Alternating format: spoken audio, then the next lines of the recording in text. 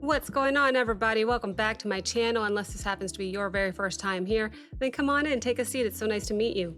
My name is Abigail. I do musical reactions here on YouTube, all on the first take, completely blind, and I'm so happy to say that we are reacting to a Patreon pick of the month. This one is brought to us by Michael G. Hello, Michael. Thank you so very much for your amazing communication. I just said communication, right? My voice has been so funny and it's like distracting me just a little bit, but I appreciate you is all I'm trying to say. Thank you for this request, because what he requested is more Black Sabbath. The song is called When Death Calls. Now, with a song titled When Death Calls, I thought it would be very appropriate to pull up the lyrics for this one.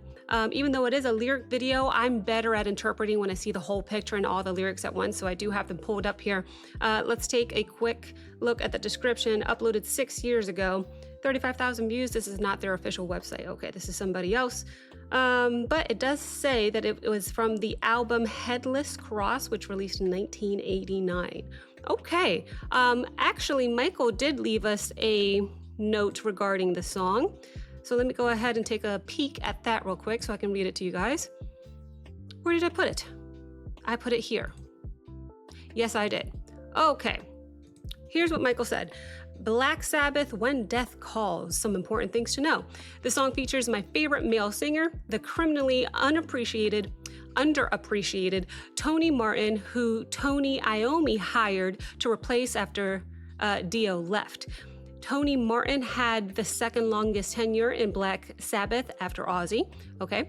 Also, Iommi invited his best friend for decades, Brian May of Queen, okay, to play the solo on this, and he did a great job because in my opinion it sounds very different from his Queen soloing. The song also features the great drumming of Cozy Powell, who was previously the drummer for Rainbow. Got it, okay. Which also featured Dio as a singer before he came to Black Sabbath.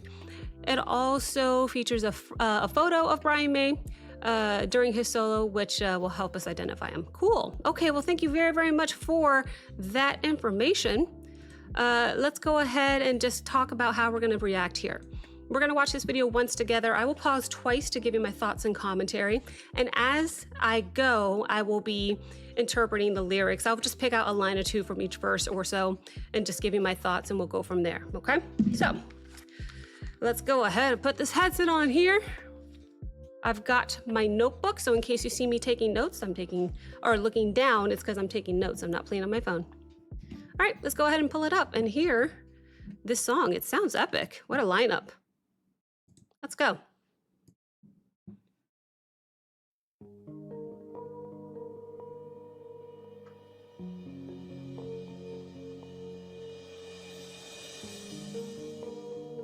So somber. The song will get louder. I did a sound check earlier. Strings.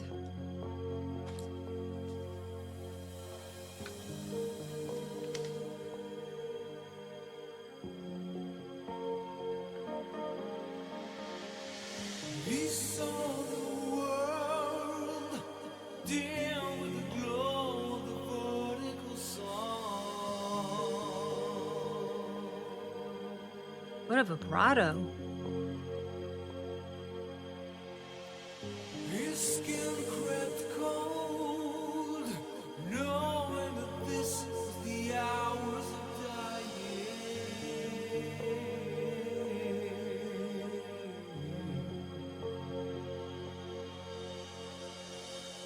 Misguided mortals, you burn with me. Wow. Spirit of man cannot be fed. What a shift. This is the hours of dying. The spirit of man can't be free. There's no tomorrow.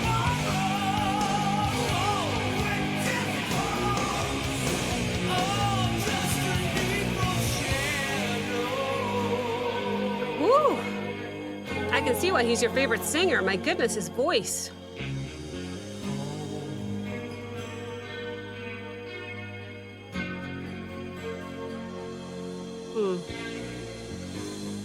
Hold on. Maybe I'll stop it here before verse 2 and just interpret what we've heard so far. And then we can talk about his voice, because my goodness. Verse 1, he saw the world. This was the hours of dying. Oh, wow. So this opens like a death vision. I feel like the narrator is describing someone realizing that their time is up. Everything seems to look dim and unreal. Their body gets cold. They can feel the hour of dying is here. It's painted like quite the nightmare scene, isn't it? And then we get into the pre-chorus, misguided mortals, you'll burn with me. That's when I said, yeah, that it kind of shifted there. It shifted into a dark, threatening voice, like death or something evil, speaking directly to him. He's basically saying, you're coming with me. And there's no escape. And then, of course, the chorus comes in, when death calls. By the way, so catchy already. There's no tomorrow. Wow. The chorus hammers this main idea. When death comes for you, it's final.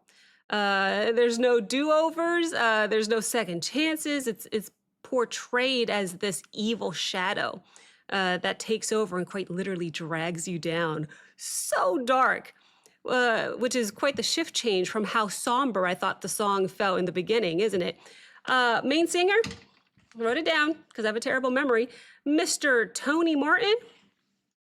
Yeah, I see why you like him. I see why he's one of your favorite singers ever. His voice is incredible. There's something about his vibrato that I find incredibly addicting already.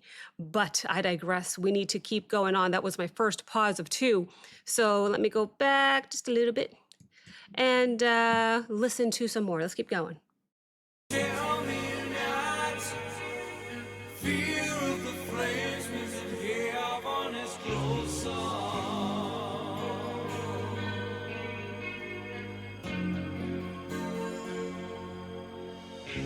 For I believe Satan lives in the souls of the dying.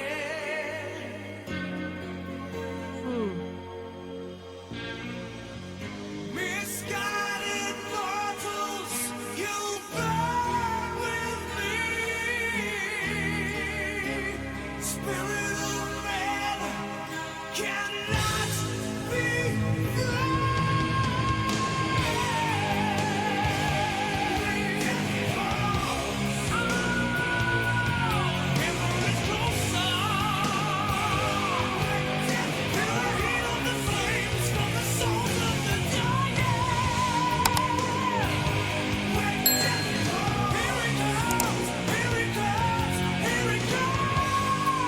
Wow.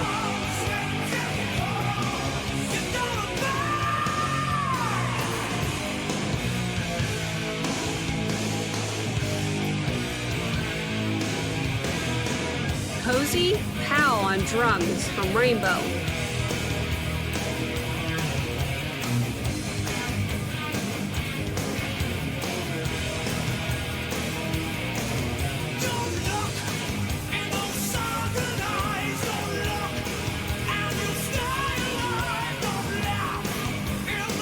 In the face. Tongue. Wow.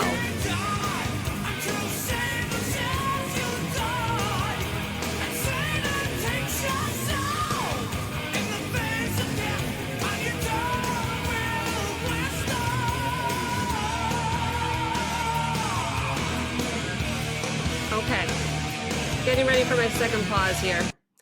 Let's go ahead and pause it here for my second pause and go over just a few more things, because those lyrics were intense.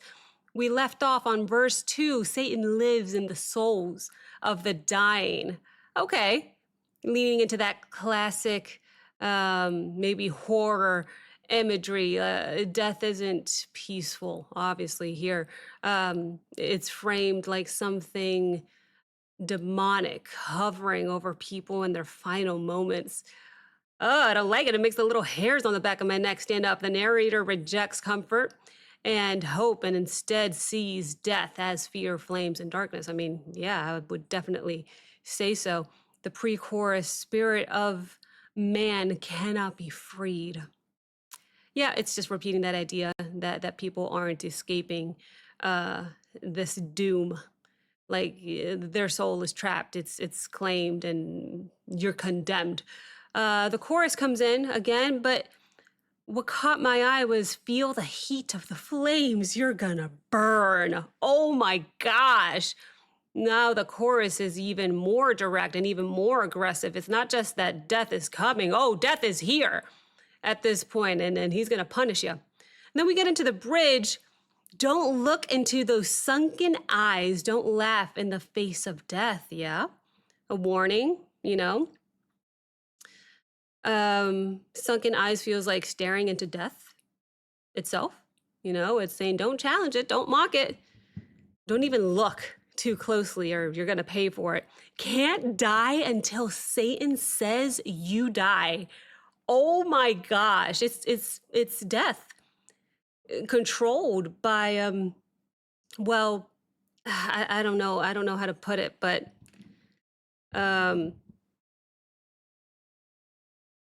how do I say this? I don't know. It's just like the devil decides your moment and claims you when it's your time. Oh, okay. Well, those were all the lyrics that's where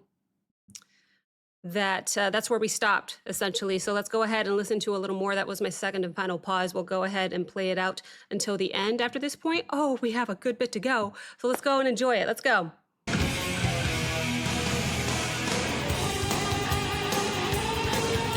Brian May of Queen, right?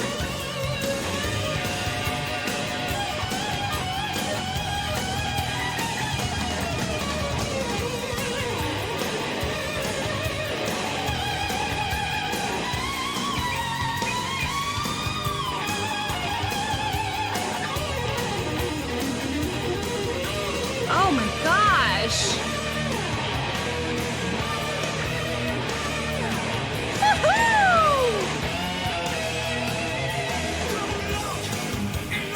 The chills were there for sure. Choke or quiet. What? Where am I?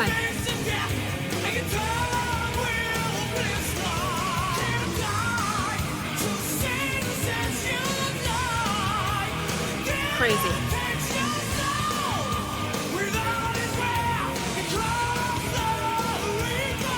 Let the Reaper. I like the guitar there.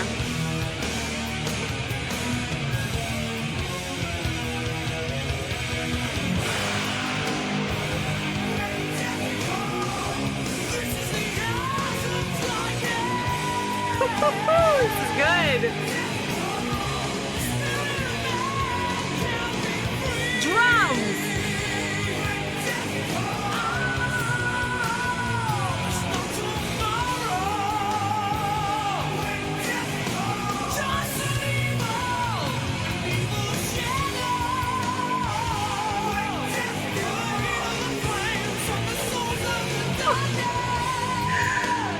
Oh, Mr. Powell.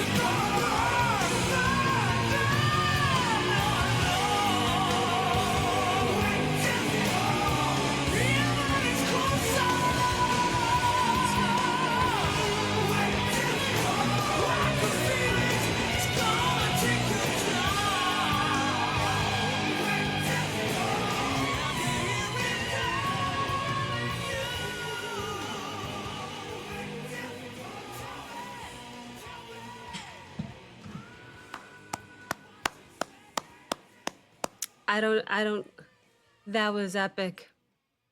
All right, let's go ahead and talk about just a few lyrics that we almost missed at the end there. After that solo, I was so distracted. But the lyrics came back in during the bridge. He says, call the Reaper. That made me uneasy. Yeah, that made me uneasy because he's doubling down that death is being summoned like a weapon, you know, not just a natural, but thing, but it's commanded, it's a weapon.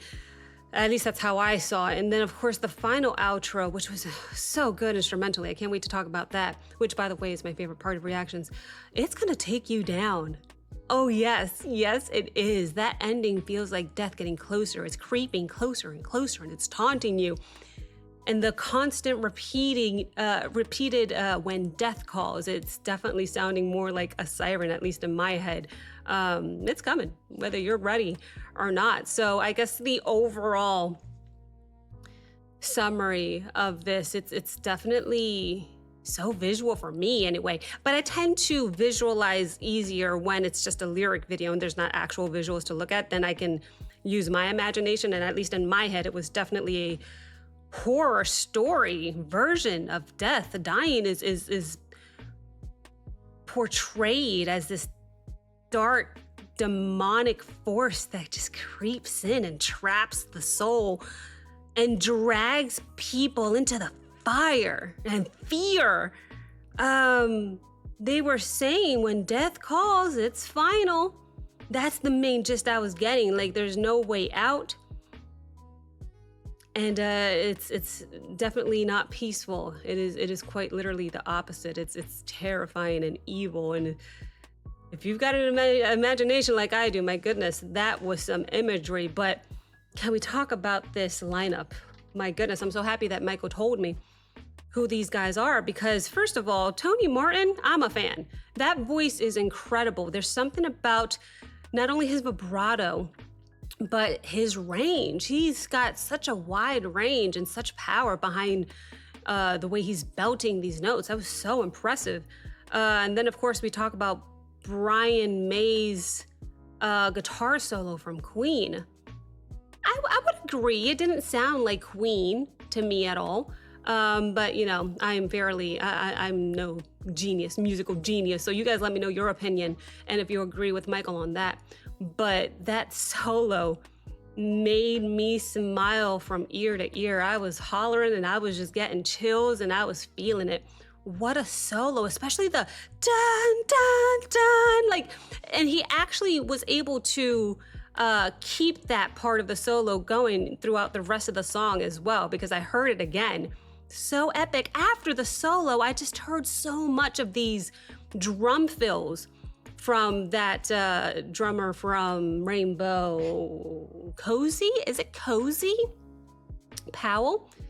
Incredible drumming. I guess the only thing I didn't really hear was bass. It didn't stand out to me. I didn't have his name, so I guess I wasn't looking for him. Maybe if I look for it, I would hear it, but on the first go, I didn't. But regardless, incredible. I can absolutely see why this is one of your favorites. So thank you very, very much for this request. And Michael, what is my favorite part of this song?